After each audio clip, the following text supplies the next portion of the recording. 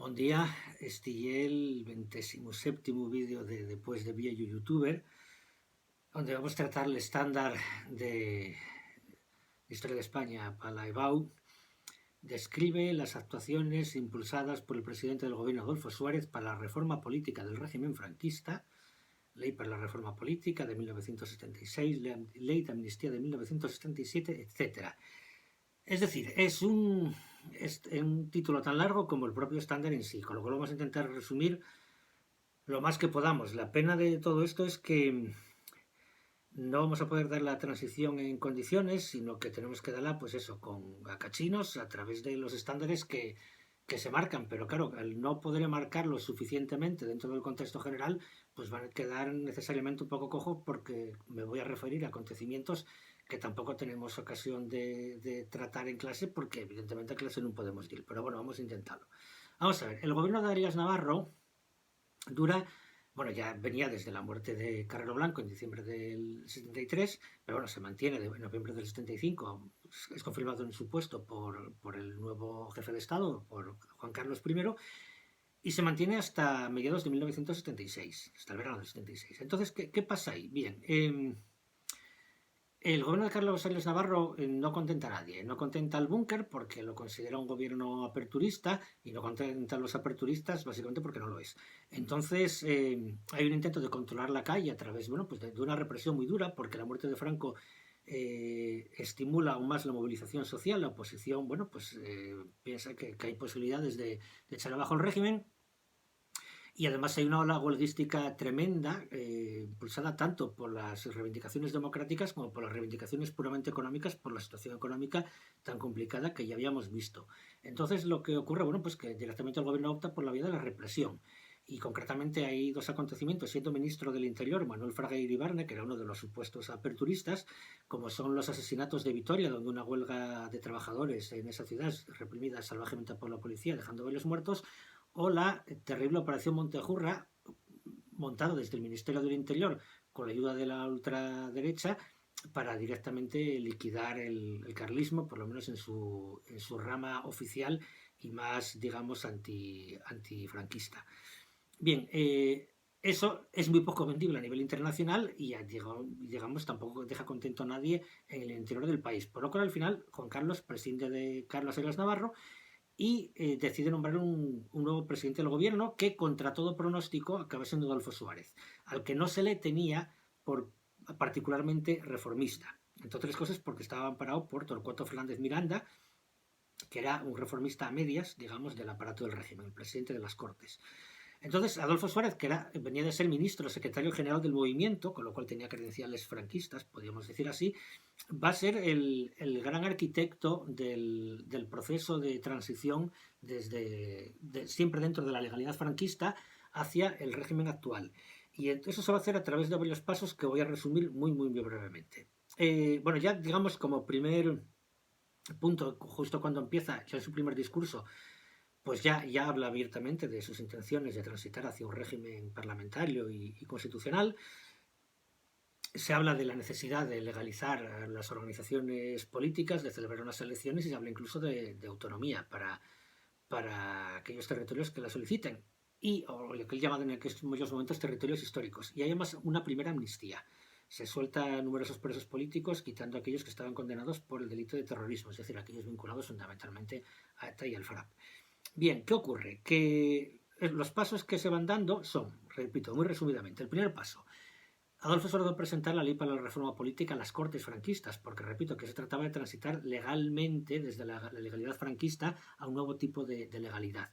Entonces las Cortes franquistas, conscientes de que, pues que la cosa no podía durar tal como estaba, aceptan buena parte de ellos, la gran mayoría, de hecho, aprueba lo que llamaron un harakiri, un suicidio político, en el sentido porque esa ley para la reforma política implicaba abrir el paso a una nueva institucionalidad, pero bueno, también porque muchos de ellos confiaban, como efectivamente así fue, en reciclarse en demócratas de toda la vida. Bien, el caso es que esta ley para la reforma política, que implicaba un poco ese programa que ya había anunciado Adolfo Suárez al principio de su mandato, es sometida a un referéndum en diciembre del 76. La oposición llama a boicotearlo porque entiende que no puede votar no, que es lo que quiere el búnker. La ultraderecha pedía el no, porque no había nada que reformar, querían el franquismo puro y duro, y la oposición pues llama al boicot. Sin embargo, claro, la campaña tampoco se. La hacer la campaña por el boicot tampoco se permite, digamos, ahí está el aparato del régimen totalmente intacto para, bueno, para cocinar a la gente para que vaya a votar, y aparte que mucha gente vota porque quiere, no porque los obliga el régimen, porque realmente entiende que es una oportunidad de superar la dictadura.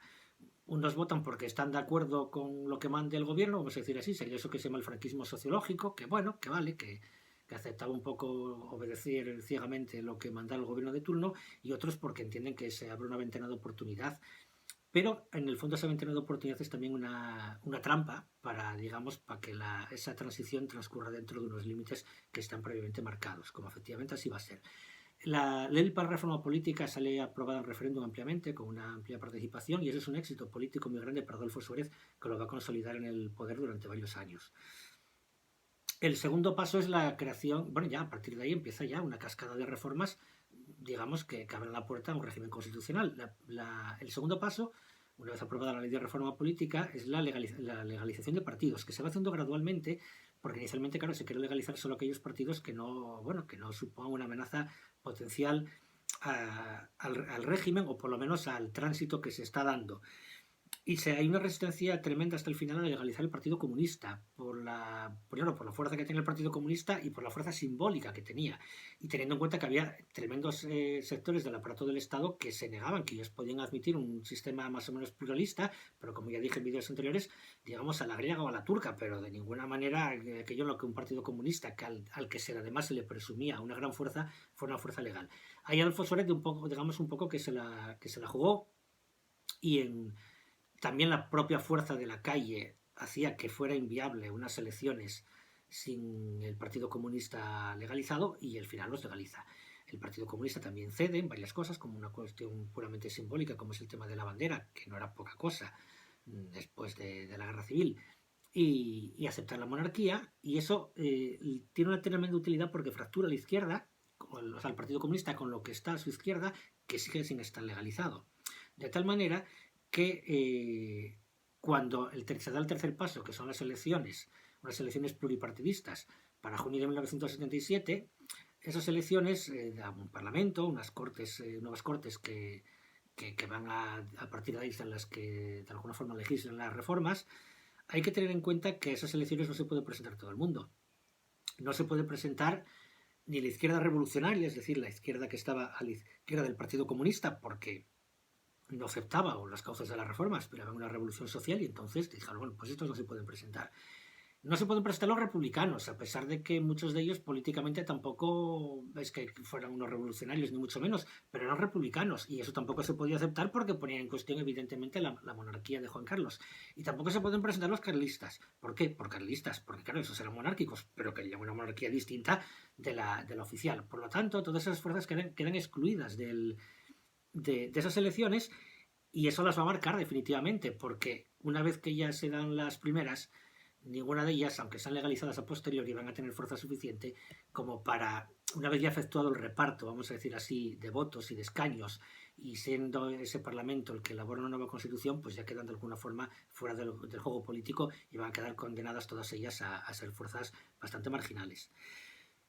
Bien, el siguiente paso, que se aprueba ya en noviembre del 77, es la ley de amnistía. La ley de amnistía, que daba una amnistía total a todos los presos políticos, tenía una cara B, que esa ley de amnistía era también y fundamentalmente una ley de autoamnistía del régimen. Era una ley de amnistía de todos los delitos políticos, pero sobre todo y fundamentalmente de los delitos políticos cometidos por la dictadura. Es decir, era una ley de punto final, que lo que permitía era salvaguardar la impunidad del régimen y de sus verdugos. Porque claro, todavía habían puestos de responsabilidad muchísima gente que habían ocupado papeles absolutamente criminales en la guerra y en la posguerra, y hasta años muy recientes. Y de hecho el aparato del Estado estaba intacto y toda la maquinaria represiva pues estaba funcionando. Hay que decir que la transición se saldó con unos 500 muertos entre actividades terroristas de ETA y del Grapo, pero también terrorismo de la extrema derecha o directamente los 100 y pico muertos a manos de las fuerzas policiales en manifestaciones o simplemente gente que estaba haciendo una pintada, que los asesinaban por la espalda y que o bien no eran investigados o lo eran de forma absolutamente, bueno, ridícula y siempre con una enorme impunidad. Bien, pues la ley de amnistía sirve para eso, para que el régimen se garantice la impunidad. Bien, el siguiente paso son los pactos de la Moncloa. Claro, la situación política empezaba a normalizarse, habiendo dejado fuera de sitio a las fuerzas rupturistas y habiendo aceptado a todos los demás entrar a ese juego parlamentario, pero había un problema social muy fuerte que era una crisis económica tremenda.